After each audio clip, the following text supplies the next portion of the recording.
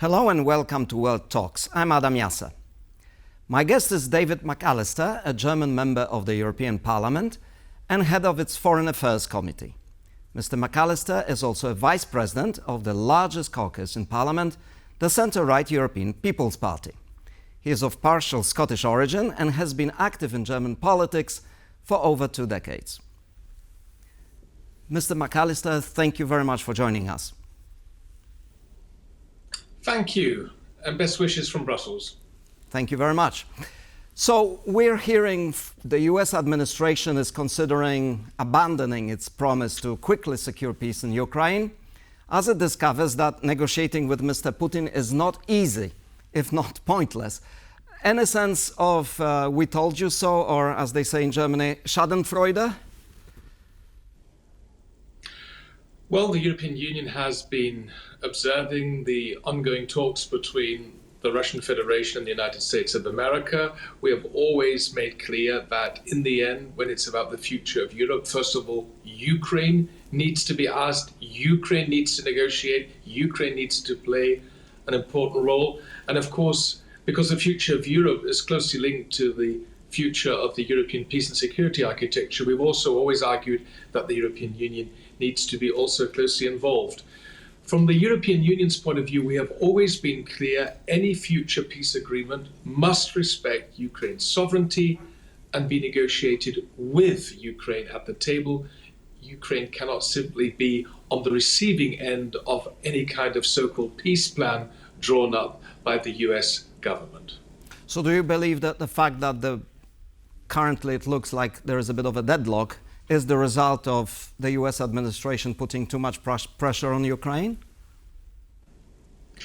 Well, we have always made clear that the Ukrainians are now for more than 3 years courageously defending their territorial sovereignty and integrity. This war of aggression is illegal. It is a barbaric act, and that's why we need to put Ukraine in a position of strength to negotiate at eye level with the Russians. And in the end, we don't need a peace, but what we need is a sustainable and just peace with concrete security guarantees for Ukraine that this kind of war of aggression against Ukraine will never happen again. Right. Speaking of security guarantees, we heard today Polish President Andrzej Duda arguing that only the United States can guarantee peace in Ukraine and that Kyiv must make concessions. What is your opinion? We have to mobilize all diplomatic efforts in order to keep the United States at the table and to find an acceptable situation that respects the sovereignty and integrity of Ukraine and holds Russia accountable for all its crimes, especially its war crimes. And that's why we need to make clear to our US allies and partners that the outcome of this war will also have a huge influence the way we are going to live in this world, because autocratic leaders from all over the globe are watching very carefully if the aggressor can succeed. And we also need to make clear to our American friends, it would be a catastrophe if Putin was able to succeed at the negotiating table, what he hasn't managed on the battlefield now for more than 3 years. I can only commend the courageous women and men serving in the Ukrainian armed forces who are resisting this Russian invasion. Right. One key issue facing Europe now is the future of the frozen Russian assets, worth some $200 billion on European accounts. There have been calls to seize that money and put it in a special fund to be used for the reconstruction of Ukraine and helping Europe secure a just peace that you just mentioned. Germany has been among the countries opposing such a move. Will this change now? I can't speak on behalf of the Federal Republic of Germany and on behalf of the possibly new German government.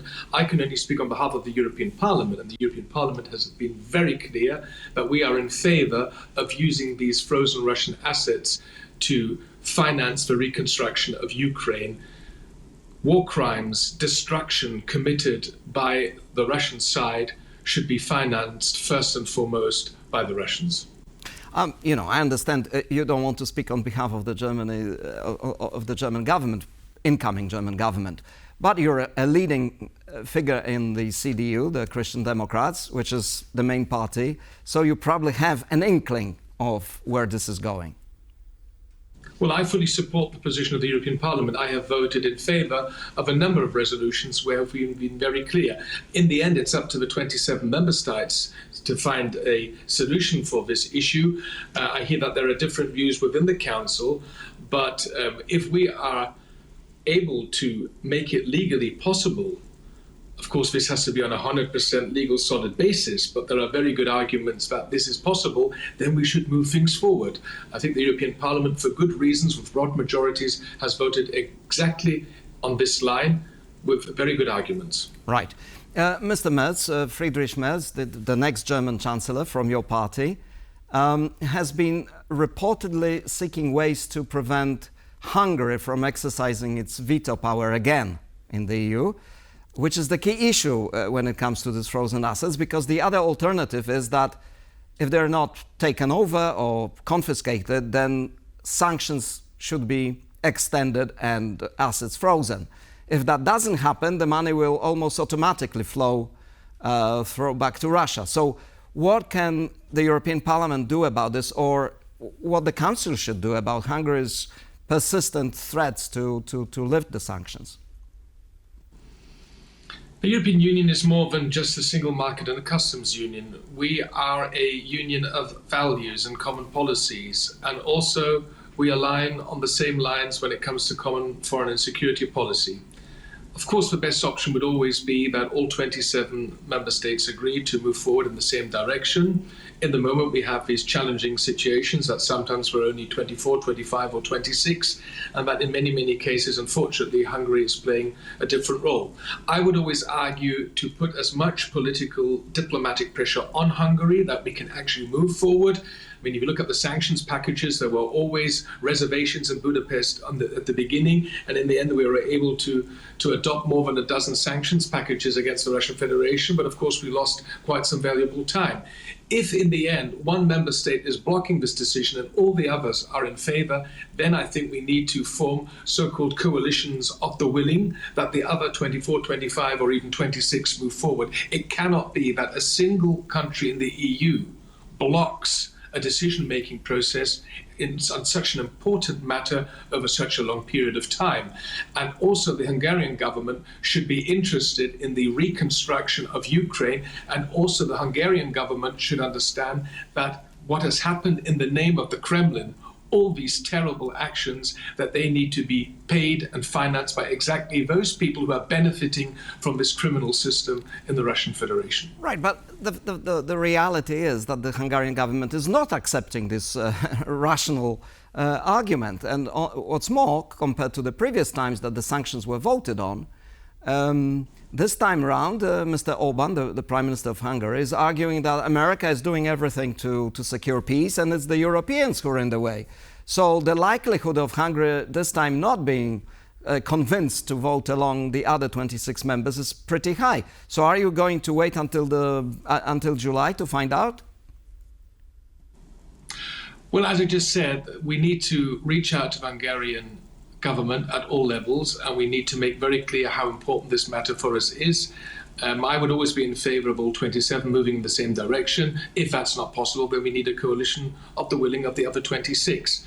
But something I would also like to underline is that my impression is that Mr. Putin doesn't want to end the war in Ukraine anyhow. He wants to fully control the entire region without having to use the Russian military.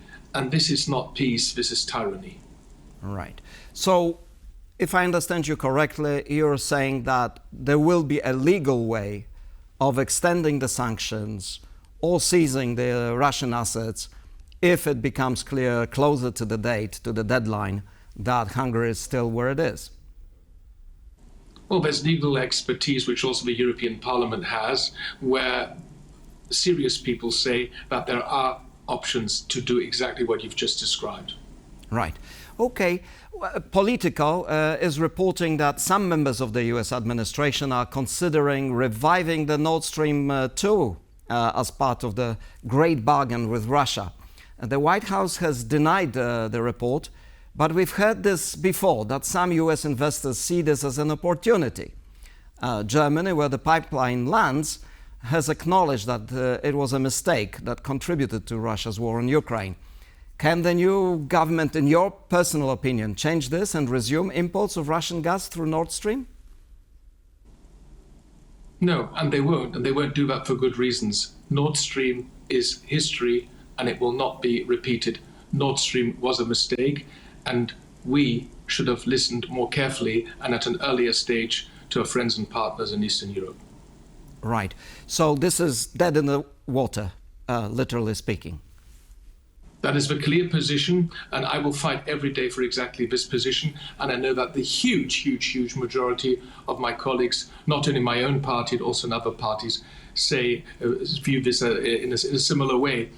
We had to experience in 2022 what it means when you become too dependent on energy imports. Mr. Putin was misusing gas deliveries to Germany and other countries as a political tool and a political weapon. Nord Stream was never just an economic project, it was also a political project. And there's a saying in the English language, don't put your eggs in one basket. And this is exactly what had happened. We had become too dependent on Russian gas deliveries, and that's why we had to learn the hard way what it means. Once again, Nord Stream is history, and our Polish friends can rely that this will not be repeated. It was a mistake. Mr. McAllister, thank you very much for joining us. Thank you very much. This was World Talks. Thank you very much for watching, and stay with us for more news and analysis.